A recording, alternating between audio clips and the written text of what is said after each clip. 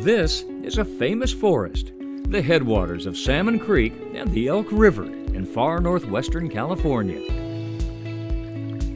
After years of struggle against destructive commercial logging practices, the public gained control of the 7,500-acre Headwaters Forest in 1999. Its remaining 3,500 acres of old-growth redwoods were saved from the saw, and ravaged rivers and streams have been treated with healing hands.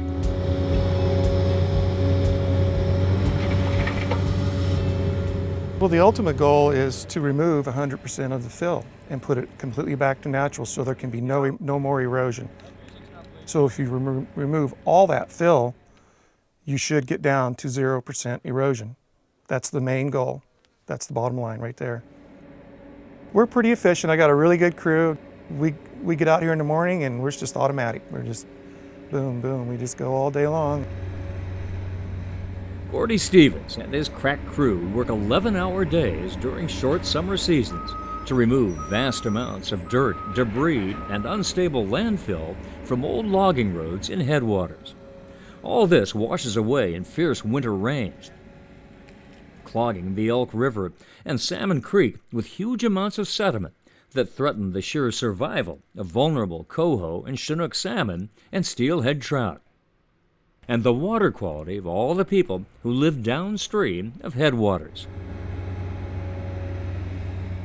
Gordy's job is to remove this damaging sediment, decommission the old roads, return the landscape to its natural shape, stabilize the soil, stop erosion in the watershed, and set the area on a path to old-growth forest conditions. Well, it feels good because I started out, I was a logger, and I built roads.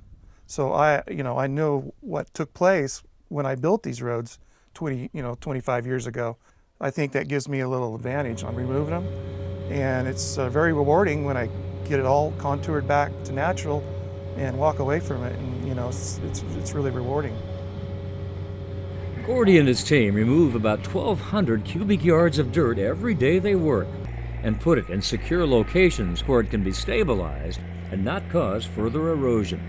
Metallic waste they dig up is recycled. Native vegetation soon begins to reclaim the old roadways. Young redwoods, some planted by the restoration team, start to grow. In a year, an old road can look like this, and over 9 years, like this, as nature takes charge and the handiwork of people gradually disappears into a newly thriving forest. Since work began here in the early 2000s, crews have treated 37 of the 57 miles of roads that once carved through these steep hillsides and removed nearly 1 million cubic yards of sediment from the headwaters. That's roughly 50,000 dump loads, just like this one. But there's work yet to do, and it's a race against time and the elements. Every year it's a ticking time bomb. When is it actually going to create a landslide and get into our river system? So the longer you wait to keep doing this work, the more potential sediment we're losing into our river system.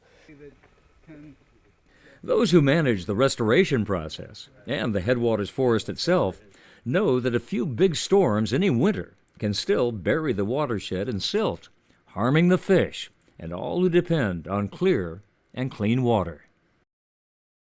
We've really developed a lot of collective knowledge that I think we have a system down that is extremely effective. It's kind of, for us, we think of it as kind of like the gold standard. If we were to lose momentum here, it's quite possible that we would lose some of that collective knowledge that we've developed over the years.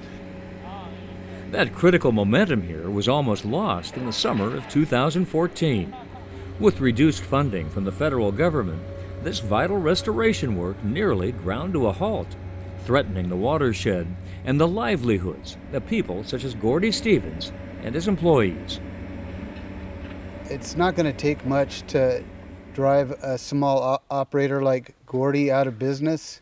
If he has 1 year where he can't, basically work the short season that he's got, it might be enough to send him, into bankruptcy. And if we lose people like that with all that expertise, it's going to make a big difference if we still want to continue the work.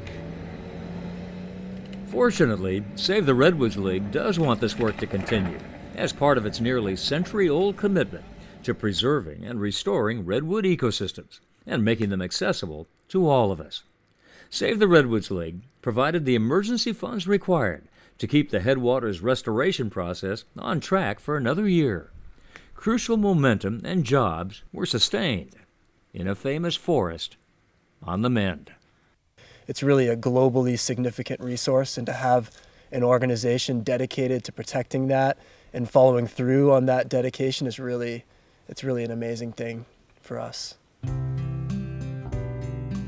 To find out more about restoration in the Headwaters Forest and the work of Save the Redwoods League and all its partners there, please visit our website at savetheredwoods.org.